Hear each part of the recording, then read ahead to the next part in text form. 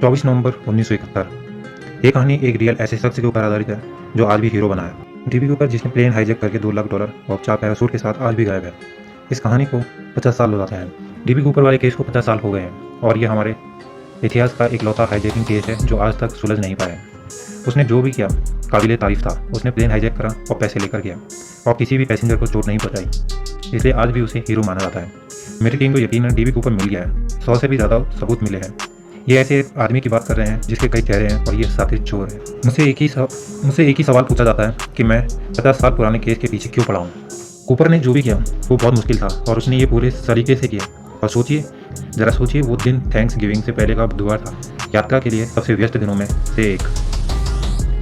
Bill मिटचेल जो passenger थे north west Orient flight 305, जिसमें डैन कूपर भी बैठा था। बिल मिटचेल ने बताया, 50 साल पहले मैं ओरेगन यूनिवर्सिटी में सेकेंड ईयर में पढ़ता था। मैंने अपने माता पिता को फ़ोन करके बताया ये फ़्लाइट मुझे 37 मिनट में पहुंचाएगी। और वो पीछे वाली सीढ़ियों से चढ़कर पीछे बाईं ओर बैठ गया और जहाज़ की उड़ान भरने से पहले कहीं देखा तक नहीं था। मैंने देखा कि मेरे बगल में बैठा आदमी काला चश्मा लगाकर बैठा था और वो अजीब सा दिख रहा था। पोर्टलैंड से सिएटल की उड़ान बहुत छोटी थी। उड़ान भरने के बाद वो अजीब सा आदमी एयर होस्टेस को एक चिट्ठी देता है। एयर होस्टेस चिट्ठी पढ़ती है। उस चिट्ठी में ये लिखा हुआ होता है, miss, I have a bomb in my briefcase, I want you to sit beside me. Air hostess और डीबी कूपर की बात हुई और एयर होस्टेस उठकर फ़ोन लगाने चली गई।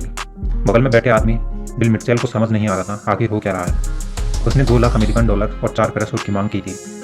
लेकिन सोचने वाली बात यह थी, पैसे मांगना तो सही था, लेकिन आदमी को पैराशूट क्यों चाहिए थे। वैसे डीबी कूपर बहुत होशियार था। उसने 1 2 नहीं 4 पैराशूट मांगे थे। उसने सोच रखा था उसे नकली पैराशूट देंगे और वो मर जाएगा। वे अपने साथ एयर होस्टेस को भी रख रहा था, मतलब उसे नकली पैराशूट नहीं दे सकते, वो बहुत साथी था। पायलट ने बाहर आकर कहा, इंजन में फ्यूल खत्म होने वाला है, इंजन में गड़बड़ी हुई है, सब लोग जहाज के अगले हिस्से में आ जाएं।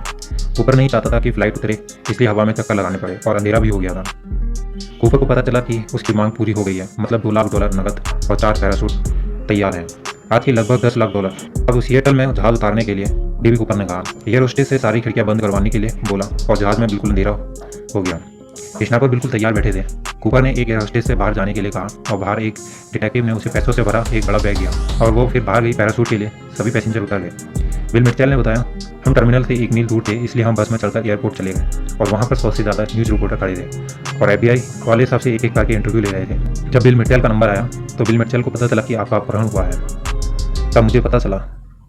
मैं घर पहुंचा, मेरा दिमाग घूम रहा था। मैं एक बॉम्बर के साथ सफ़र कर रहा था। 1971 के पतझड़ में ये जो हाईजैकिंग हुई थी, तब यह हवाई यात्री का तजुर्बा आज के हिसाब से बहुत अलग था। कूपर पैसों का बैग देखकर खुश हो रहा था और आगे का निर्देश देता रहा। उसने पायलट से 250 मील प्रति घंटा से प्लेन को उड़ाने के लिए कहा, जो एक जेट के लिए धीमा है, फ्लैप गिराकर कम से कम ऊंचाई पर। यह बात पायलट तक को भी नहीं पता था कि जहाज इतना धीमा और कम ऊंचाई पर भी उड़ सकता है, लेकिन उसने कहा यह हो सकता है, तुम करो। वे दक्षिण की ओर डार्क डिवाइड जगह के ऊपर से गुजरे थे।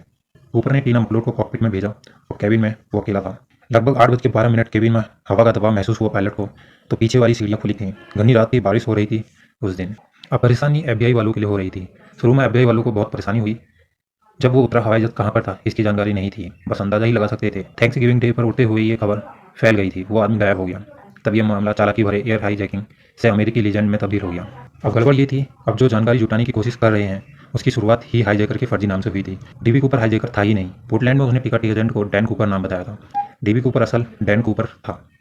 इस बात को लेकर मीडिया के बहुत से लोग वहाँ मौजूद थे और किसी ने गलती कर दी। कोई अधिकारी उनसे लिखे कागजात पढ़ रहे थे और रिपोर्टर ने डीबी कूपर सुना और कुछ नौसिखिए रिपोर्टर की वजह से डैन कूपर से डीबी कूपर बना।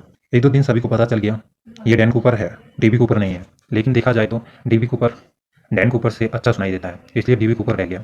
इस तरह डीबी कूपर ब्रांड बन गया, क्योंकि हर काल्पनिक हीरो को ब्रांड मिल गया डीबी कूपर। डीबी कूपर कौन था यह हर कोई जानना चाहता था और गुजरते वक्त के साथ ये एक रहस्य बन गया। 50 साल बाद भी कूपर केस अनसुलझा ही रह गया।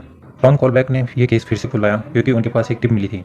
उनके एक दोस्त ने फ़ोन किया और उसने कहा, मैं एक गैम्बलर से मिला हूँ, उसने कहा कि मैं डीबी कूपर को जानता हूँ। उन्होंने सोचा अगर ये टिप काम कर गई तो हम एक बहुत बड़ा अनसुलझा रहस्य सुलझा देंगे। रॉन कार्लसन से मिली जानकारी ने सब कुछ बदल दिया। इसकी शुरुआत रॉन कार्लसन अपनी कार से समुद्र किनारे घूमने गए थे। 1978 से पहले मैं डीबी कूपर से कभी नहीं मिला।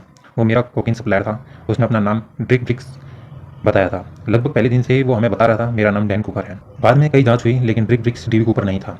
कहानी में मोड़ फिर से आता है। ब्रिक ब्रिक्स एक पार्टनर था। ब्रिक ब्रिक्स का एक पार्टनर था जिसका नाम रॉबर्ट रैकेस्ट्रॉ था। फिर क्या, रॉबर्ट रैकेस्ट्रॉ की कई काली चिट्टे की फाइलें खुलने लगी।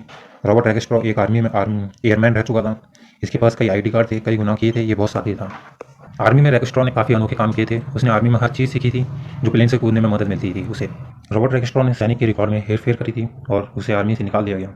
एफबीआई जानती थी रॉबर्ट रेगिस्ट्रॉ कौन था और उस पर डीबी कूपर रहने का शक भी था, लेकिन एफबीआई ने उसे खो दिया। कई जांच हो रही थी रॉबर्ट रेगिस्ट्रॉ पर, लेकिन मुख्य सबूत ऐसा कुछ भी नहीं मिल रहा था। जब डेवी कूपर प्लेन में था तो उसने 8 सिगरेट पी थी। सिगरेट की बट्स प्लेन में ही थी।